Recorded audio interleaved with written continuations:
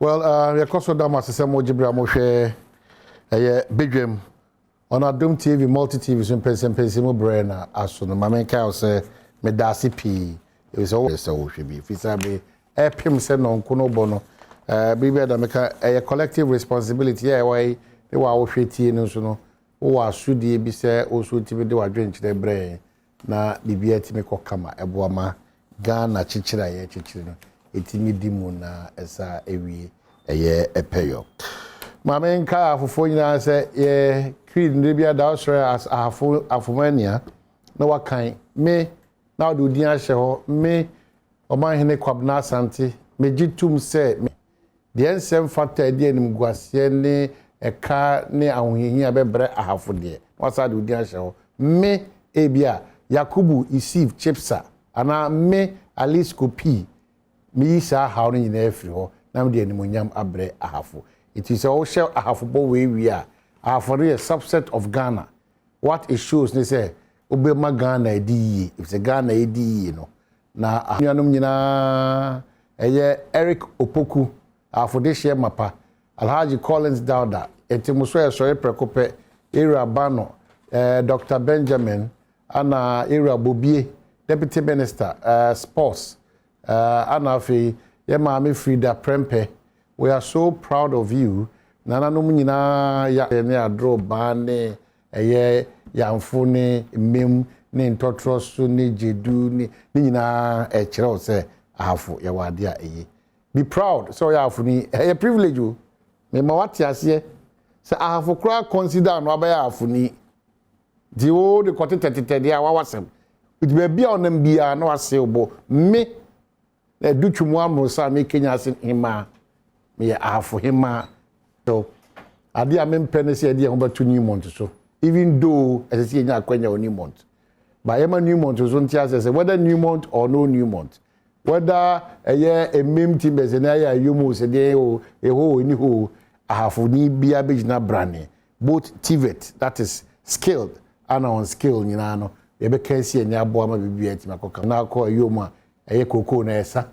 de betima sha nan ne sisi no eye adesua e besua na ma afo atre ti ugbe hu ye se doctor we so frafo ye se professor we so frafo journalist we so frafo business woman we so frafo koko kwani best family we so frafo so what I say e ma no me se fatan kwa ye pointing kwa afo ene betima ma bibia ye timi gina brania Nema bisi ne kura no ya ebitim di ahode kwan bi so asresre ahode afri nipa bi wo ama ye potem nyina bia aye kama ti eda masipa yi pa ya back to the studios of Adom TV make us say the chairman Kokofu oko Bantima and Asante Mantema apart from so edition no you know way back maybe was be day oh, Kwabena Kokofu, ya ka kwentu de nyanne no simu. So that to wagene ho no ye no bi o Germany. O jana this year ono se de meba be so Ghana. To why chairman ana ene why mrashi bedwani. Ana ene de onyame adom na Akufo-Adjei hu ne mobo. O se ko ba bia wo ho den wo yie pa abode mu hwehwe mu ni na sefo no. EP adwumakuo no papa. Ofiri Kokofu di one of the cleanest towns was Asante like as a Ghana. Ofa hona se woko you can say be kwai kupie wo no ma e ho fe yi if all the yi kan se ma e ho fe yi the chairman Kokofu so atena se e wo ha no se chairman kwaba aficha pa so edi ampa adum nti okay na yi afo motivational year and inspirational year de say na America for nsa de NZ why ya de papa na nim say men so mi o twa kan wo okay enti semu pe mu mpe me afo ni oh ya afo ni ofa adroba ne yamfo babisi year Susan so so for ponumu babisi a nyina ya de a me didwuma papa na nsia me call EPA me te so bo new month so no so kra ma me hnumu dodo no bebre eti eye me de besi na mo opinion leaders are mo have no ma bomodin papa 77 predia so Asante the future na kama say asetena mu no onye ne ensem fata na ochina bi ne yakoka se hwa afuni abrante no hwa afuni abaya no so eti eye pa okay so binya pan ba ko so wo ho anu afro na watena kakra wo dwumedi a wodiem ono so ne bra no dodo na English buruni die no bo no etu baby no say dabi ya adehie na ye bedi nkomo edi kire se adehie nkomo biribi ada na hu susu so na papa na ono so ye dehie prekopa ye ka say ulman crime say ulman ne aka ye krom nyina nkasa ye krom nyina nkasa abam krom aka ye krom abam ne akpai t-shirt nso waye mensin krachi ofiri ono no koye mrahye bedwani ne krom ho asem da na koma so pende no de abam krom no abehye ho so atiase anti abam krom de hye ye kasa de abam krom fo ye nyina ade atoye ni se du pona nkasa tutu ne ahome so ana ese ebre se ne ye tutu ne obi ajeje mu na ade hye Petrol videos na mu di nkomo a komo ne mu hwam komo ne mu duru na komo ne di mpuntu ne nkabo ne kanko ana etimide ba mame nase short notice ba bribiada nimnyamfo Derek Ohene Bequin ojibre ede ebedi nkomo akwaba ya me josu ya bema na nanto tuera kujise me dase Omanhene ene wono ma ehwe yitie sisi die bibia de kura kon hihye nyina ye da na di eye nana bamoto so anum okay wa bam krom in the upper west Achim district yes we ye nuanum bia efi gomu afete ebeto asase wo esamankese he ho ebetena ho ene wa ye prekope nti mpanifu a eda eyi nanim a esi eyi no edikan ye esamankese he oh really yes nana da awon so tosu mienu se nipa mpanifu yi na desu ye capital no so osabe masari odro okay nti na amanfo hwe anyame boa on the 8th of April okay and the bedano and the tumpemu akosi na de chi on the 9th na ya pena na krabia na ya ye na yi asori ana na meko ansa na me film beko SDA okay yeah nti yi kese de ato apa westachi nyina ni titru ni abam kromfo nti na abam eye openi Steven Dugan do munim se ye friend no see no oh wow how you me chairman yet to na now to be watch don't buy yeah that's it I was like me they invite me we never ni ubaba would when nyam beta chia e kama ayi pass here no DC out ho yeah onua Eugene Saki me nua obey our deputy minister for transport honestly ayi pass ntimi ni wo nyina na e kan bom na ya pena na krabia nti yikese pa nti bacho me ni abani me ni be so say asi so na se nyoma pija mu a susuma o yemu ehihye because nyoma pija mu no de afi na ye be hia ne yi enti esi edi nkomo as oman na yesinto ene nyoma bi ya entimi mu abreti se mu no etimi atwe ya adwisi so prices of aye goods akosoro e wo ye dwa 550 you know ana aye anwa yellow gallon kese pa no a free 225 equal 375 so what you say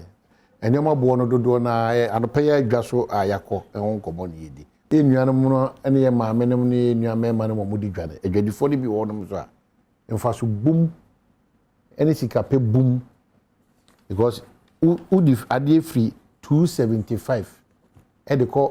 370 for people who abuse and take advantage of the situation. And let's say careful. Ampa enema bo okosoro, but ebinom so abuse that enema bo na ekosoro to take advantage of the situation. Iron rod cement dey if by a certain cabal deliberate. So what I say, and you can. In fact, NDC penso kora no ana mraba say scraps na say for no kora yentimi fa nkwa manone. If you say be ho adwuma wa here used to the smuggling of these scraps no outside the country. What the scraps no any the iron rods. If the scrap no kwana ye fa free bia dey bana companies bear 5 will be ad ne bo den ema highest bidder oko committee 12 on so omugo become so patriotic and love our country and do the things that we are supposed to do for our country Ghana. Yeah, because why you did this and I said boy do Iros boy tomatoes boy do Jenny boy do Beku boy do and so na young kasa we are contributing to and we continue to be beneficiaries of that system now. Na ye tighten no na ye hwese ye mpanyimfo no so omode da nyimeku ahodo ano no titiu ye aban mu mpanyimfo no na omo so omo ne ye ne omo su ne omo ban bi no na omo hwinhwan so na omo tete so eba from kakrakra na ankoye ebufu sem amfa amaye because ebasa e de enibre ana aboa bia so ka enibre so until we have to manage it in yes baby edu no ya brabo no ye kasa ne na montuo ne susue bia no e besipa ne ko na baitase. You have to be diligent in whatever you do, whatever you say, and however you spend your usika. Wow usika, nobody fight you for that. But yes, koko. Say wow usika mpono. Be careful how we use usika. Na kaneno kotina se dwase na spend 60 cedis. And yes, think bit me cry and call ba untimi ntino. O de okwa school fees ne be power. Rent ne be power. And sana other social responsibilities oko party we so Ghana for e dey adesede ba betu onim eno nya MP nko e dey adesede to nim o ye baba o ye welder o ye hairdresser o ye journalist ye nyina man for dey adesede betu onim and Ghana ejina brane diko akoma to yem na fe yes ne so no omo de an say oman mo kromo no de bia mo to ayam hihie to oman no so saa no ye nya careful ko Ghana ye ni miensa near the back experiment. In fact, Yaba back. Honorable Abam. Abam Krum. Yeah, boy, come most of the time, now I'm in Pese,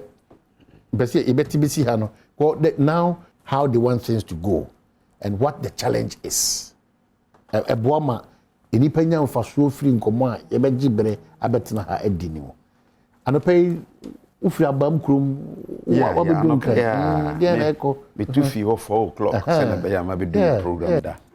there. The royal family is Salam Kwando, royal family of Abam Krum and Pete, Michiano.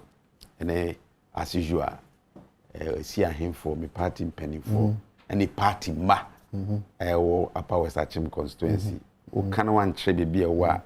Apa no na manfa ma wani soko soro ye no wa boshe o ma be junction no na mu ani akowi wasi oko e woni ne semanka se boshe ne ade o ba lefta nya no ahuntem na kaswa constituency na ya wudi senya oni kaswa for no ye no boshe ho ba bi o safa ba bi so ne akoshia poku aguna east a constituency bordered by 8 different constituencies yeah e chia won e yampa this abri we bre e twase nkomo atisayedi here in terms of the rising prices as a result of the fuel prices I know so ye den koso onipa bia empa hochre nyame kra mpe agitumi obia aba ban mu a obeka nsem de ne de ne se o mu fatumi ne mame meye weyi amam ho asan nte kodu bribi na enipa no expectations and now you call as a trend be more. Most of them know I would say the phobia ye nyanam nyina. That is the resources of the country in our day. Ye dia mano. Ye di gidie ni to me amanim say Sabre there he's going to be the best manager of our economy. Intino ewon nsem. Aye no krese eni memu Sabre bra no. Say no mo kire no fuel no be hiti over 10 cedis a liter. If you COPEC for crowd there, omo they hit 12. Yeah, omo they hit Ocean Kutabuna air banwa. Inti now bisa Abraham ye medwuma. Okay, as an MP. Exactly. The ma obia no. E bosi e de to ye case de ye. Meja mi wi na nsai ye. Inti no na me yusu. Me kai say afia etwa mu ne mu. Getting to the tail end of 2020. Na me feel me tanka e for me try to say say me come long distance be long journey be a me to fuel 1160 nti fa ne say odwuma ye ni bi a ne de oye ne say okura fidi a odi ye adwuma wohwe lip na beka ho no a nyoma okwa akofa no obema saa entoso na aba na akoye den akoka ho and most often omutumi recover ni nyina because obeye no okos papers a obenya bi ho na odi bia ma adwadifo ene wono mu a efo car ne ade adwadifo nso won tomatoes basa ne a wo kan ya sa breed ne senka tomatoes eba nanso isan ashintia dienti na mane mana eden akoso bi wa mpe 300% ni 200% ni ade intino ade eya hamete but the question no I wouldn't that you be come catch us say Venice uko adwaman so a nene bo na eden ayeden and na yenuanum Russia for want to kwai so abeden abekam no wa bayenso yin afem sabi yenye cities ene de top petrol no na ho odin be ko fam pe no kane no sa wo se city no ba ku bia no 5 cities na odinya dollar ba ko na sa impo ne bo na kodu $100 per of then a barrel na je se obenya 500 Ghana cedis na what me nya sa $100 no inti se ne ya ye dollar no black market ne ade no a na no chebo say ye best cedis bebre best cedis bebre akọ dollar ka crazy and e de akoto wo de ba na amade ne boy den ayedin akofo kura no se ne ho kan nia yenu apani Alhaji vice president ba o me in position o kan no o say wo fundamentals no me ba mo program mu ye mera pe brofu mo ntoto ye no o man bia wo ho na mo ntoto ye no sinto ba mu a wo sika sesa no ye cedi and exchange rate will do what will expose you say no ye ho dead e was akwa no say ye ene ye cedi no wan ho den a anka ne bo kra cost ro sorry e we dwaman so no e be gi bibia man because yes you to be na hene eye owura ononyamfo ofuriata odi ye ko bu ni nkonta wo parliament na say no ne bo na akosoro no e honso no aban ni be den e benye sika abro ne ntoto ye den oye yeso na ho kwesi konso no ye den ogina kwantia eno na dis ahụ chiri yaba men dwele much on it my men ya Ghana for sabri here won our part ne say kwai ben so osho ye niam so intino they want to see what the government can do so they be at those prices in the building e be go for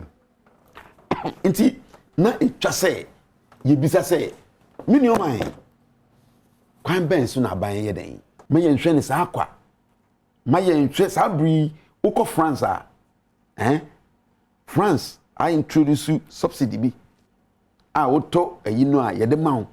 eya bruti France bogro no a ashasi tu anamon e de boa won krofo won kra de won si ni na won sika no enye mresa euro ya France wodi eno na ye de $2 ho e wa hodin nanso France aban Kenya aban anka odibi be so nwase ewom Ghana ye obibi ese ye fe ni deregulation that's drive the increment here na bo sa brofu na ma papa now so stabilization levy stabilization say uma de na de agina nta bind this kabia be shemu a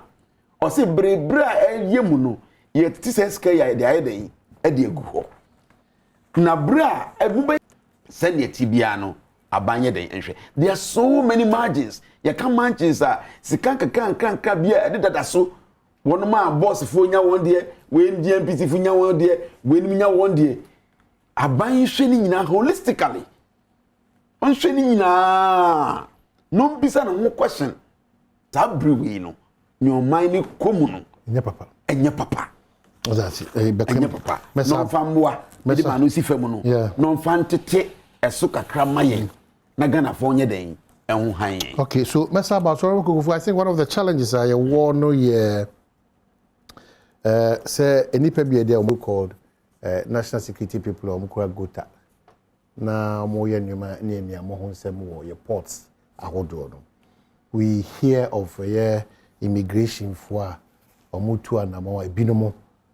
esim to kese pa ewom. You know, we hear of another mea say ye kwaye na ewo ho no. Another crown so bono brekum forestry panyimu de betu ye nim se ewo ho no no de betu ye nim se ya ma ho kwan ma fulani fo ewuramu aba ho amomo so no enuoma omo ye wo ho no no mpendodo na no ono nso ebenya tumi biribi ada no se one hwama one de mmra ye adwuma no na eno so akotosi eno nkoda no abamu mpanyimfo in this case the MPP party no power, probably for lack of a better word, very offensive, tiakuma. It is contrary to social contraja money Ghana for inyaye. The idea na ban we ye dan etie enu mabia to sin kakra ye nuanom ye manom ye yere momo wo wanom de abro Petrol bu akosoro ho edan kan pegem groceries bu akosoro, but aban no so fa kwan bi so asoso ya se kakra idea na ban we ye e kwan ba na ebetima fa so nso a edipa bi ni ma te said ma burubu Kono question here 5 in 1. yes ye be bomo de Yes, the kind abede said the osase fire no asase pa say o ma mu tie menu ya o hwe o man no ni se ne niema eko ne ade edura kire na obeye se ode ibeto aban nim se aban hwe mo anyesa na kwanso a se timiti ase ehu se yenso ye chefanie yenso ye wo hawo mu ahukire ade ana na ne tie ye medene eni se o man yi mu ayedene so o man yi mu ayedene kwame eni o man yi mu odin ensusure wo mu bebre aduane hye obi asa eni adu obi na petrol ye bubibu obi aka mu free ana ode ko ana ne eni ho asesante ya eni na che so o man mu ayedin but me no gitum se o man mu ayedin if you say ewiase ayedin 83 84 85 ansa na me free ameko abrochire no na petrol this o car o pakisi petrol station for 2-3 weeks ansa wonye biato ansa na no kura utiri ye a ebiba station ho a ya bubi amam na no won a ewo connection ne contact no on the drums any jerrycans akese no beba be bubu o de akosie na waton amam abo no mpre 9 we are taxi driver we are private you we are man me can say obi see me say because send na me papa run a petrol station BP British Petroleum into du Kumasi Azongo police station and na total na me papa dia uduru bantama Abrepo junction yes total na BP na me papa dia I know what goes into downstream petroleum and mama 81 time of revolution 81 82 83 up to 84 na petrol Ghana ha wo sunlight wo car could delight 3 ayana ye mano ne office no kwama me kan san komo no mu tibi o ma hunu they did not see and yen so ye hu ya experience yen so ya kan ya no atum kom ana ya mana assume say na bibia ya na chese afi na say o tia say na no na chi no de na ehu kura kese apart from abodin na obeto no ene wo car wo na ene say me hi papa efie wo madam for no wo petrol station wanya petrol ntim ba ye no wadom me jerrycan be se du me de akosie na ya maton beton amabre wo kakra nyeza be de kosie papa efie bibi ko sise kim ejashe to those days na a fire incident na so rampant eno na amana ka ho ne wonim said yes beer bottle petrol me na me ka kiro beer bottle na ni ayede crazy no they didn't say fu gumi and crazy dey say ni baby ayi rubber na didn't say rubber na say fogu no enti agum ni nyina nkofo ton enei me na me ka kire wo enti abobo ya ne sa ayifo nya wo mo ntọ petrol go eja bi to up a friend is say upper west also EPA ye koduru ho na ye director no koduru ho no na the cause of the fire ne say obi dealing petrol no bubugu drums bubugu drums num ni ade nti odi abobo ya nom ni ade na depa nti odi gu fie ho obugu drums num na anajo omudi atwa border akọ Burkina akoton okoye border towns na nkrofo wo cars o mo taxis taxi ni nya adwuma ede ne car private car no onya adwuma bia onko ba bia ma ne dia ne se togwa no wakoyi wakọ siphon no waton dia gisefa no asamba back to Ghana bio no abeto fuel no de ko oni adia asichire je say we nyina ye kan fuel bo air fuel Ghana e ma won chain border tank no de ko no akotwe no aba na we nyina ne nyina ye we nyina na kwamna no Omanhene ye pese kose yes mi gitum obi agitum ahokyere no wo ho ontime discounto ewiase oyi crude prices are ekosoro sisi ye pepe da manim UK ne ye kan UK ne ye kan Petrol ye kan Aberdeen ne the hub of petroleum the whole of Europe Western Europe no Aberdeen to petrol no ma yin bibia wo ho yet petrol boa ekosoro yenko woni beje your friend petroleum conference PTC also Texas drew Texas petrol adwuma ye ne ho ene ade reserves are US war and now within last week American president afedie odidwa ato akọ Venezuela anka wo mu US de ho asembe to wo enunti no ye Ghana ye ntimi nka se ye hwe nkrofo de ya na ya kanisa efie de ni betimi aye ebeboa ye de those arguments ya na me ye matiatia so ya de bi ko abanwa so ntimfaso na obenya no there be institute ni ye barrels na 100,000 barrels na you produce your petroleum percentage share you say Nigeria is producing 2 million barrels a day. Nigeria. Saudi Arabia is producing more than 10 million barrels a day. Also petrol why a day on Nigeria see a petrol and the import na a day ban the ye ko fefra man on neighbor ana bio nso san home ni say ya wo di fra man on neighbor e finished products ya noa into home friend of white products the old day kono the raw sana enti you can't tell me say plantain chips ya chip plantain chips ya chia and then ne boy pe cotton body edru timi kan chem say banche kentema ene gare boto boy pe adientia we say banche ni raw material ana gare no sare nti ne boy yedene sana potato plantain chips no ono de adwon wache wa ye nse ti wa add value enti petrol na ye de ba diesel ne petrol na ye to ade agu ye kaa mu no kwamna ya yes nti ne po den nya de wo de ko na in any case de de ko no ye bare say ana de de ba but wa hu se wa hwe ni ya wo kan asem bi wo si adwadifo nso so hwe wo ma pemfa so dodo ye se wa hwe ye obeka se ebia omu ye mim ana omu ye mfaso dodo adwuma ehun adwuma na so ntisa won so ehun amane ye so apart from crude de ni ade ana nkrofo di agro no mu ene se ship akofade ade na agumu aba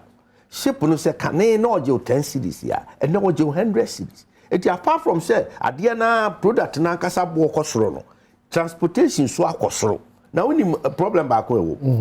it is believed say and it is the fact say yeah waters unsafe pirating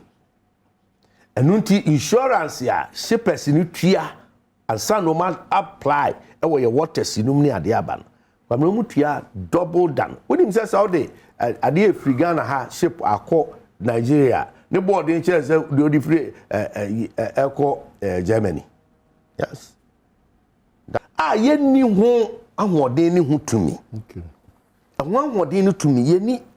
ni a yen tumi a ye wo asoman se ne papa mu pa de be ye na ye frɛ aban se aban petrol no boa ye din aban wonim de ye call for enema boa he enema boa wonim de ye call for ye call for price control free market demand and kire ade ne bo demand and supply until you are calling for price control ana and no na chi no say won call for price control there then you are calling won ma dey be ma call for subvention and now subsidy and also who asem ye kana bad mu until sikana aban hwe so de be si hospital aban abo anohomba hospital 1111 ne aban ehwe se dwumayefo akatua ebetimi akoso aban ehwe se suku aponnom ne ade niema nketenkete bi wase ye nanu ye cc hostels nom ye bie classrooms mu ye bima oman no betimi atumpon ye kokko adwuma ne ade akuafo de ne betimi ye nyai sa we nyina ne mfa sa sika no ko subsidize fuel na petrol ne broma form which is in any case bad sa aban be sa. Now, so with your limited resources, with priorities, scale of preference. Okay, yeah, almost just 1 minute. Now, I'm trying to see about now for wrap up comments in by your comments. See, I'm read back. Okay, better to us. Tell us, say, what shave it. I mean, did you say we shave it? When you are dear me, person we hear me say, oh, I don't want it down. For one teams, now subscribe. Who subscribe here? Video, peer, you better go here. Who be your queen? Also wait to me and yeah, like na share. Dear me person we say, sign for us team share so. Now we be so enye bi. No so fa mo bi na air come na ye koya. Messages no a comma Chairman Kokofu say Chairman Kokofu should address the issue. Chairman Kokofu who share text messages I hold on na Chairman Kokofu person address the issue. It went me a hurry kakra. Then you come and wrap up for us. The aban ya ne say aban be make sure say economy ni be gina emfa ho ne ohun bi a ebo na atimi aboa continue ame atimi anya fuel ni bi e de aye adwuma se de ye pene da enu nti na woni ana antima se ye enu nti na me call machi no se mri bi etwa mu no hihye na economy ni nyina ne na so to the extent say price fuel price no cost so se de ya still an ye betimi anya bi e de abomam de eto da bi na ukuta sika da obotom na wo paade ato na wunya for health yi apomuden hihye wo sika de betua nanso wunya doctor na nurse ni no obehwe wo na mfa so be da wo so enti yesre nia etibiara crude oil price kosra could do $147 or mayim yes sir near to mayim o man no aban ni ye de obetimi bia kopem say yigina yet o mayim nso crude oil price above from abedu $20 per barrel and the NDC yan hunu petrol prices na ewo fom enti yesremo epam chewara emfa ho ni ne obia beka emfa ho ni ne obia ye nyina nim se ye wa ho kire brem na ho kire brem na ye wo no ne ehia ene se ye nyina bete ye ho ase se de o kan se obi tighten the belt na obi loosen the belt enti me no ya adwen on that score se won a enya kwan ye omaya adwuma meka ho bi kwan be ne betumi afa so a ye betutu ya namon se be yemfa ahokirema ye di kan aman dwuma mu nhihye ne ade se aban adwuma mu ka ye de ko hwihwi titru weekends ye de ko aye ne ade no esese isi ano so if you petrol no when you petrol aye kan nyina aban na auto petrol kese pa aban ni the largest consumer of fuel ewo mayim enti se aban nyuma kuonom ne ade the district assemblies metropolitan ne ho ahwan agencies nom ne ade aka ministries ye nyina ye boa na ya pe program ne ade a ebeti consumption of fuel so a ebeboa pa. Okay. Ebi ni se me baahe na ka me ka si abontini de bia obehwe na agency so na say adan driver team air conditioners ehun hia. Okay, yeah, that's the chairman. Irabe Queen, quickly. Omanhene medase. Me say me nua penny. Owura Gogofu. Onya ne honti. Honorable, onya ne honti ase say. Bring na yesa petrol line no. Etwem. Omanhene na konenim. Bebe. Me pacha o. Ba odi abakosem ba ebe hwesodi amaye. Me man abakosem. Say akonenim am Owura Kufuo. Omampenyu no nyamfo. Ebe petrol mine. Aban bi baya John Dramani Mahama so da no. Ebe obon ni bi maye me nyamo petrol. Ema yetumi di petrol musika esieye. Me ka the stabilization fund.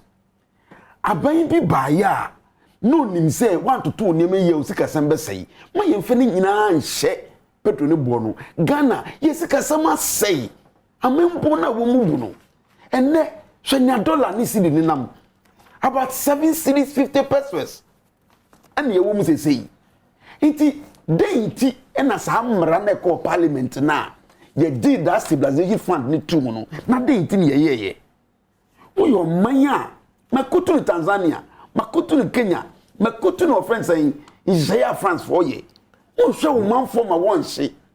iti sei na akoso